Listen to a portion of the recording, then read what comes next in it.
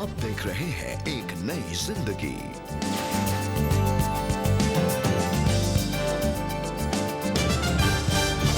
नमस्कारम दोस्तों, एक नई जिंदगी में आपका स्वागत है। हम बहुत खुश हैं इस सुबह आप हमारे साथ जुड़े हैं।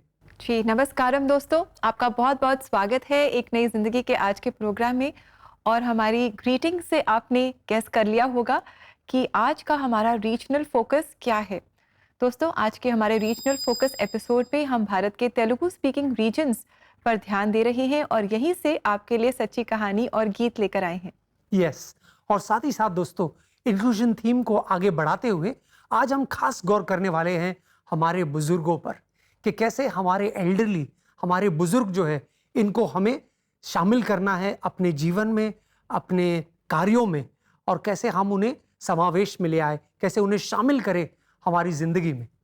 बहुत ही अच्छा टॉपिक है ना राहुल, बिकॉज हर परिवार में बुजुर्ग होते हैं और परिवार का हिस्सा होने के बावजूद भी वो अपने आप को एक्सक्लूडेड फील करते हैं और कई बार हमें पता नहीं चलता क्योंकि वो इस बात को छुपाते हैं या उनके मन में क्या है वो बताते नहीं हैं। तो कई बार हम बहुत इनसेंसिटिव होते हैं, हमें पता ही नहीं चलता कि वो अपने आप को अकेला महसूस कर रहे हैं। बिल्कुल। इनफैक्ट रेबेका, पता नहीं हमारे कितने दर्शक जानते हैं, बट मुंबई में कई सारे ऐसे पार्क हैं जिन्हें हम नाना नानी पार्क कहते हैं। और अक्सर हम देखते हैं कि बुजुर्ग नाना नानी है, दादा दादी है और बच्चे हैं साथ में, और उन्हें साथ देखकर कितना अच्छा लगता है, एक सुकून सा मिलता है। और परमेश्वर भी ये चाहता है कि हम अपने बुजुर्गों को अपने जीवन में शामिल करें, उनसे दूरी ना बरतें, लेकिन उन्हें अपने जीवन का हिस्सा बनाएं, क्योंकि याद रखें कहीं ना कहीं एक दिन हम सब उन्हीं की तरह बनने वाले हैं, हम भी बुजुर्ग होंगे। तो हम चाहेंगे कि हमारे बच्चे हमें अपनाएं, वैसे ही वो चाहते हैं कि हम उन्हें अपनाएं। जी, और आइए दोस्तों, इस समय आगे बढ़ते हैं और जैसा कि हमने बताया कि आज के रीजनल फोकस एपिसोड में हम फोकस कर रहे हैं तेलुगु स्पीकिंग रीजन्स पर। रेबेका, क्या आप जानती हैं कि तेलुगु भारत की चौथी सबसे ज्यादा बोलने वाली भाषा है? हाँ, वाओ। और बहुत ही मीठी ये भाषा है और बहुत अच्छा लगता है इस भाषा को सुनने में, बहुत मधुर है। और इस समय भी दोस्तों हम सुनने जा रहे हैं एक बहुत ही मधुर तेलुगु गीत, और ये हमारे लिए गा रही है सेंट थॉमस चर्च हुगुस की कॉयर, और जो महाराष्ट्र से है, और ये गीत है आराधना आराधना। आइए इनके साथ मिलकर हम भी परमेश्वर की आराधना करें।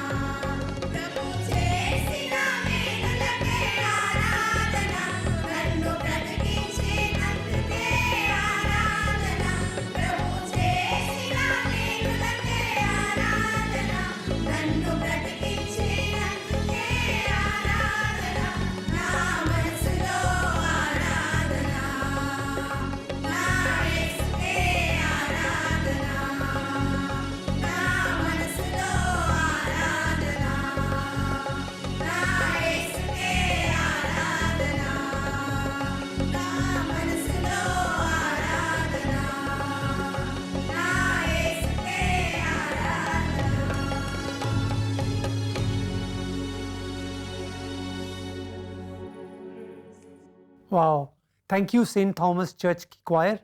बहुत अच्छा लगता है जब हम सुबह की शुरुआत प्रभु की आराधना से करते हैं। जी, बहुत ज़रूरी है कि हम परमेश्वर की स्तुति आराधना करें। और ये हम जैसे कि पौलुस रोमियो 12:1 में कहता है कि आराधना को वो बलिदान के साथ जोड़ता है, कि हमें अपने जीवन को बलिदान करना है। That Yes. Is like the true acceptable worship to God. बिल्कुल, बिल्कुल रिबेका। परमेश्वर प्रसन्न होता है जी। जब हम आराधना करते हैं। यीशु मसीह ने तो इतना भी कहा कि परमेश्वर ऐसे आराधकों को ढूंढ रहा है जो आत्मा और सच्चाई सच्चाई। में पिता की आराधना करे। जी दोस्तों, परमेश्वर हमारी मदद करे कि हम उसकी आत्मा और सच्चाई के साथ आराधना करें, अपने जीवन से उसकी आराधना करें। और दोस्तों, इन गीतों से अगर आप आशीष पा रहे हैं और अगर आप चाहते हैं कि हम और ऐसे गीत देश विदेश से आपके लिए लेकर आएँ, तो क्यों ना आप हमारे साथ सहभागिता में जुड़ें। और हमारी मदद करने के लिए, अपने अनुदान हम तक पहुंचाने के लिए आप हमारी वेबसाइट को विजिट कर सकते हैं। हमारा एड्रेस है cbnindia.org/give-to-cbn। दोस्तों, अब समय छोटे से ब्रेक का। जब ब्रेक से लौट कर आएंगे तो एक खूबसूरत कहानी को हम देखेंगे जो एक जोड़े के बारे में है जो बुजुर्गों की देखभाल कर रहे हैं। बहुत ही खूबसूरत कहानी है, तो कहीं जाइएगा नहीं, हम जल्दी लौट कर आते।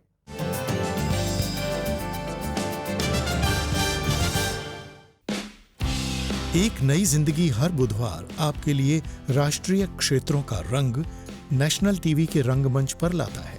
जून की गर्मी में घर बैठे बैठे सैर कीजिए पंजाब, महाराष्ट्र, राजस्थान और श्रीलंका की भी।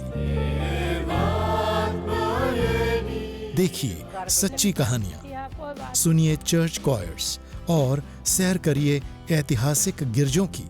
जून के हर बुधवार चलिए एक नए क्षेत्र में। देश विदेश से एक नई जिंदगी रीजनल फोकस देखने के लिए गिव टू सीबीएन।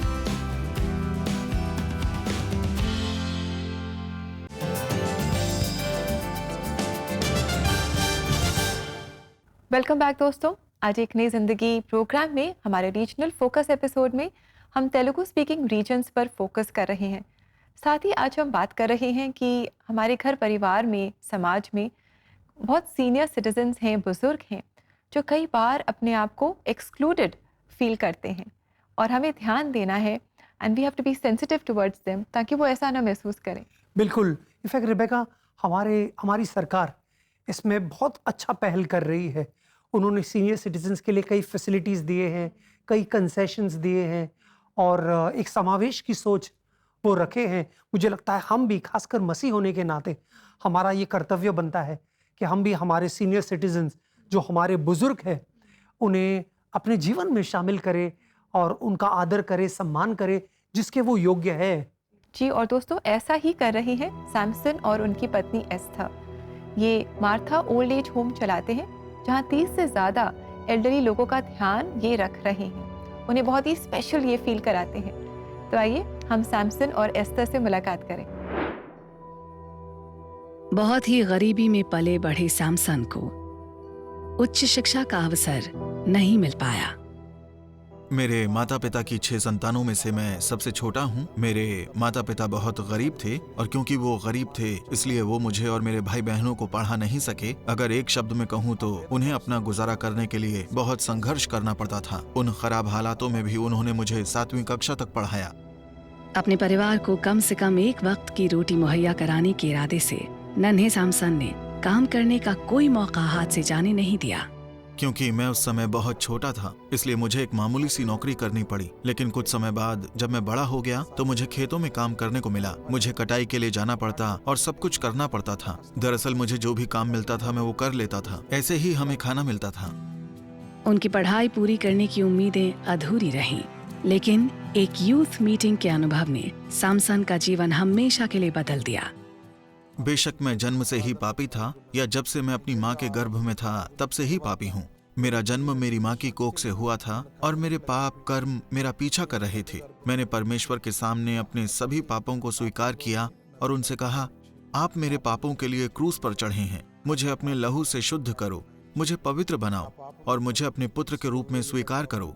16 साल की उम्र में मैंने अपने गुनाहों की माफी मांगी और प्रभु यीशु मसीह को स्वीकार कर लिया और अपने इस पापी जीवन को मैंने परमेश्वर को सौंप दिया ताकि मेरे जीवन में भी सकारात्मक बदलाव आ सके। जीवन बदल देने वाले इस फैसले के बाद सामसन प्रभु यीशु मसीह की सेवा करना चाहते थे, इसलिए वो एक बाइबल स्कूल में जाने लगे। अपनी बाइबल पढ़ाई पूरी करने के बाद सामसन ने एस्टर से शादी की और वो याकूब 1:27 से प्रेरित होकर एक मिशन पर निकल पड़े, बुजुर्ग लोगों की देखभाल करने। इस तरह मार्था होम की शुरुआत हुई। हमारी मिनिस्ट्री के शुरुआती दिनों में 3 बुजुर्ग लोग हमारी मिनिस्ट्री का हिस्सा थे। एक बूढ़े पति पत्नी और एक बूढ़े आदमी। वो दोनों बूढ़े आदमी मिनिस्ट्री में हमारा बहुत साथ देते थे और खाने के लिए चावल भी देते थे। लेकिन 1 साल के बाद एक बूढ़े आदमी की आंखों की रोशनी चली गई और उसकी पत्नी बहुत बूढ़ी हो गई और फिर चलने फिरने की हालत में भी नहीं थी। ऐसे में हम ये सोच रहे थे और प्रार्थना कर रहे थे कि हमें इन बुजुर्गों के लिए कुछ न कुछ करना चाहिए। फिर हमने 10,000 रुपए का कर्जा लिया और उन्हें खाना खिलाना शुरू किया। इन 3 लोगों के साथ इसे शुरू करने के बाद एक चौथा आदमी भी आया और इसी तरह हम आगे बढ़ते रहे और फिर हमने 1 हफ्ते तक उपवास किया और अपने काम के लिए प्रार्थना करते रहे। जब हम उपवास और प्रार्थना कर रहे थे तो परमेश्वर ने याकूब 1:27 के वचन के माध्यम से हमसे बात की कि परमपिता परमेश्वर के सामने सच्ची और शुद्ध भक्ति वही है जिसमें अनाथों और विधवाओं की उनके दुख दर्द में सुधि ली जाए और स्वयं को कोई सांसारिक कलंक न लगने दिया जाए। सामने चुनौतियां बहुत बड़ी थीं, लेकिन परमेश्वर पर अटूट विश्वास के साथ सामसन अपनी मिनिस्ट्री के लिए परमेश्वर पर विश्वास रख रहे थे। देखिए, 30 लोगों को खाना खिलाना बिल्कुल भी आसान नहीं है, लेकिन हम हर दिन के लिए परमेश्वर पर विश्वास करते हैं। जब हम ये सोचकर प्रार्थना करते हैं कि आज हमारे पास ये नहीं है, पर न जाने कहीं न कहीं से लोग भोजन या नाश्ता दान कर देते हैं। अपने जन्मदिन, शादी की सालगिरह या किसी अन्य कारण से वो कुछ न कुछ स्पॉन्सर कर देते हैं। परमेश्वर के अनुग्रह से हमारे पास कुछ भैंसें हैं, हम उनकी देखभाल करते हैं और उनके दूध से जो भी पैसे मिलते हैं उससे हम अपने वृद्धाश्रम में अपनी जरूरतें पूरी करते हैं और ये पूरी तरह से बस परमेश्वर का ही अनुग्रह है। ये सब उनकी ही कृपा है। ऐसी दुनिया में जहाँ कई बुजुर्गों को अस्वीकार कर दिया जाता है, मार्था होम उनके लिए एक शांतिपूर्ण जगह है जहाँ उन्हें एक नया जीवन मिलता है। मार्था होम में हम 30 बुजुर्गों की देखभाल कर रहे हैं। यहाँ हम बस उन्हें खाना ही नहीं देते बल्कि उनकी देखभाल भी करते हैं, क्योंकि वो बूढ़े हैं और उठ नहीं सकते, वो बाथरूम भी नहीं जा सकते, खुद से नहा भी नहीं सकते या कहें कि कोई भी काम नहीं कर सकते। इसलिए उनकी इन सभी समस्याओं का निदान हम खुद करते हैं। जैसे एक बेटा अपने माता पिता की देखभाल करता है, वैसे ही हम अपने मार्था होम में बुजुर्गों से जुड़ी हर चीज का ख्याल रखते हैं। हम बहुत भाग्यशाली महसूस करते हैं कि परमेश्वर ने हमें ऐसे बूढ़े लोगों की सेवा करने का मौका दिया। दरअसल ये वही लोग हैं जिन्हें उनके बच्चों ने ही छोड़ दिया है, लेकिन हमारे पास आने के बाद हम उन्हें नई जिंदगी दे रहे हैं। इसलिए उन्होंने पहले जो कुछ भी खोया है, परमेश्वर के प्रेम के कारण हम उन्हें वो सब वापस लौटा रहे हैं, ताकि उन्हें किसी भी पल ये न लगे कि उनकी जिंदगी में कोई कमी है। Thank you very much Samson and Esther. परमेश्वर का धन्यवाद देते हैं हम कि उन्होंने आपके मन पर ये बोझ दिया कि आप बुजुर्ग लोगों की देखभाल करें। आसान नहीं है, वी कैन सी बहुत सारे चैलेंजेस हैं, मुश्किल है, लेकिन परमेश्वर आपके साथ है और जो आप काम कर रहे हैं that is really so encouraging and it's a great thing that you are doing. वाकई आप बहुत ही नेक काम कर रहे हैं और हमारी प्रार्थना है कि परमेश्वर आपकी सारी जरूरतों को अपनी महिमा के धन में पूरा करेगा। दोस्तों, जब हम शास्त्र को देखते हैं तो हम देखते हैं कई बुजुर्गों की कहानी। हम देखते हैं इब्राहिम की कहानी, जो 75 साल की उम्र में चुना गया परमेश्वर के राज्य के लिए। हम मूसा की कहानी देखते हैं जो 80 साल की उम्र में चुना गया प्रभु के राज्य के लिए। और हम फिर देखते हैं नूह की कहानी जो 500 साल की उम्र में चुना गया प्रभु के राज्य के लिए। खूबसूरत है दोस्तों। परमेश्वर युवाओं का परमेश्वर भी है, परमेश्वर बुजुर्गों का परमेश्वर भी है। लेकिन आज जो हमारे आसपास हम देखते हैं ना, ये बहुत अलग माहौल बन गया है। एक शब्द आपने शायद कहीं ना कहीं सुना होगा, वो है जनरेशन गैप। इसका मतलब पीढ़ी और दूसरी पीढ़ी, एक पीढ़ी और दूसरी पीढ़ी के बीच में जो अंतर है, ये सिर्फ उम्र का अंतर नहीं है, ये सोच का अंतर है, ये विचार का अंतर है, ये सिद्धांतों का अंतर है। और एक जमाना था जब हमारे बुजुर्ग एक सोशल सर्कल में रहते थे, चौक होता था, वहां पे मिलते थे, बातचीत करते थे। लेकिन हमारा सोशल नजरिया बिल्कुल बदल गया है। हम सोशल मीडिया वाले लोग बन गए। हमारे भी दोस्त हैं, हमारा भी सर्कल है, लेकिन सब मोबाइल पर होता है। तो अक्सर ऐसा होता है कि क्योंकि सोच विचार के अंतर के कारण हम कहीं ना कहीं जाने अनजाने में दूरी बना देते हैं। हम सिर्फ शायद उनके जन्मदिन में उनको मुबारकबाद देते हैं और उन्हें भी ऐसा लगता है कि अगर मैं अपने आप को हमारे बच्चों पर थोप दूं तो फिर शायद दखल अंदाजी होगी। लेकिन दोस्तों, क्या आप जानते हैं परमेश्वर का वचन कई बार हमें सलाह देता है, हमें मशवरा देता है कि हम अपने बुजुर्गों से दूरी ना बरतें, लेकिन उनके पास जाएं और उनसे सीखें। एक बहुत ही खूबसूरत वचन मैं आपके लिए पढ़ना चाहता हूं जो अय्यूब के 12वें अध्याय और 12वें वचन से है। जोब चैप्टर 12 वर्स 12। अय्यूब का 12वां अध्याय 12वां वचन कहता है, बूढ़ों में बुद्धि पाई जाती है और लंबी आयु वालों में समझ होती है। कितना खूबसूरत वचन है ना दोस्तों। कहता है जो बुजुर्ग है वो उनमें विजडम मिलता है हमें। 3 बातें मैं आपको आज प्रोत्साहित करना चाहता हूं आप करें। अगर आपके घर में कोई बुजुर्ग है तो सबसे पहले आप अपने आप को सौभाग्यशाली मानिए, क्योंकि चाइनीज प्रोवर्ब है, एक चीन में एक कहावत है कि जिसके घर में बुजुर्ग है वो धनी है, उसके पास एक खजाना है। कमाल है ना दोस्तों। तो 3 चीजें आप कर सकते हैं। एक, उनके साथ समय बिताएं, उन्हें बहुत अच्छा लगेगा। फोकस टाइम, आप उनके साथ बैठे, उनको सुने, अपनी सुनाइए और देखिए धीरे धीरे आप देखेंगे कि ये गैप इतना बड़ा है नहीं। तो पहला, आप उन्हें टाइम दीजिए। दूसरा, उनकी विजडम को सुनिए। उनके पास बहुत तजुर्बा है, उनके पास जैसे वचन हमने देखा कि उनके पास मालूमात है, वो जीवन से गुजरे हैं, वो कई पड़ाव को पार किए हैं, तो उनके तजुर्बे से हम बहुत कुछ सीख सकते हैं दोस्तों। ये हमारा नुकसान होगा अगर हम उससे लाभ ना उठाएं।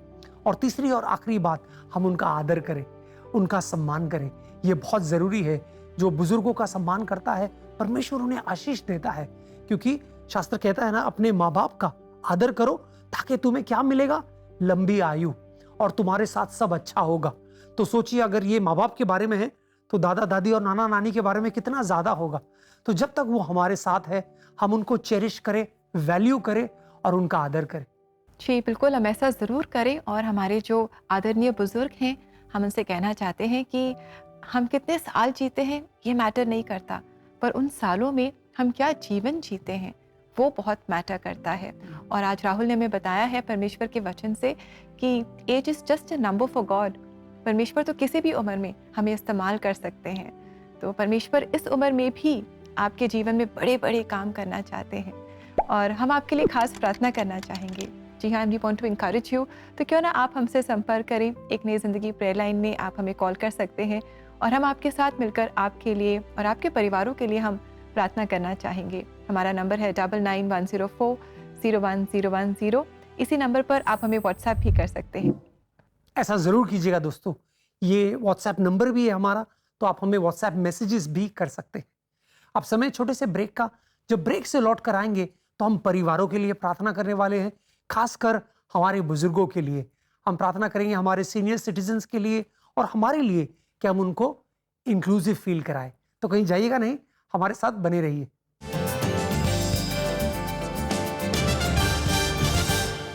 पुरानी धारणाओं से हटकर क्या दिल खोल के आप दूसरों से प्यार कर सकते हैं? क्या अलगाव की वजह से आप निराशा महसूस कर रहे हैं? क्या दूसरों के गलत व्यवहार के वजह से आप चोटित हैं? ऐसे समय में आप अकेले ना रहें। एक नई जिंदगी की प्रेयर लाइन टीम को अभी कॉल करें ऑन द नंबर 9910401010 और हम आपके साथ मिलकर प्रार्थना करेंगे। एक नई जिंदगी के दर्शकों को निमंत्रण है कि आज ही आप एक नई जिंदगी के परिवार में जुड़ें। आप एक नई जिंदगी प्रोग्राम को टीवी और डिजिटल मीडिया प्लेटफॉर्म के द्वारा हर घर तक पहुंचाएं।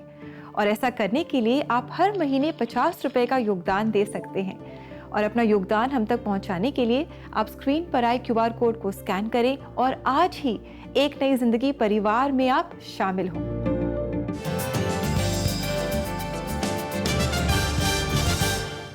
वेलकम बैक दोस्तों।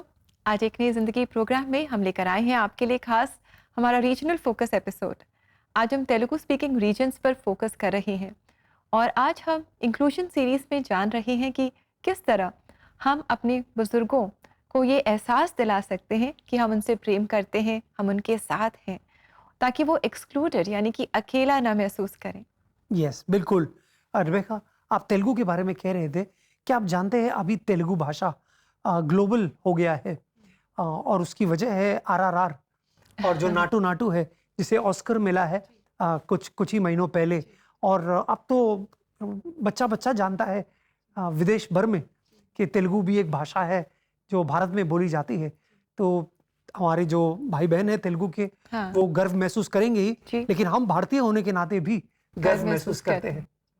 Wow, that's so wonderful friends. और साथ ही एक नई ज़िंदगी प्रोग्राम में भी हम कई बार आपके लिए सच्ची कहानियाँ लेकर आए हैं उन भाई बहनों की जो तेलुगु बोलते हैं, तेलुगु स्पीकिंग रीजन से हैं, और हम देखते हैं कि कैसे परमेश्वर इनके जीवनों में काम कर रहे हैं और इनकी कहानियों से हमने कितनी इंकरेजमेंट पाई है।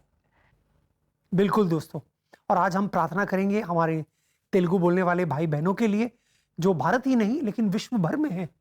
और साथ ही साथ हम प्रार्थना करेंगे हमारे बुजुर्गों के लिए, हमारे सीनियर सिटीजन्स के लिए, वो जो हमारा धरोहर है, और उनके लिए हम आज प्रार्थना करने वाले हैं। आइए दोस्तों मिलकर प्रार्थना करते हैं।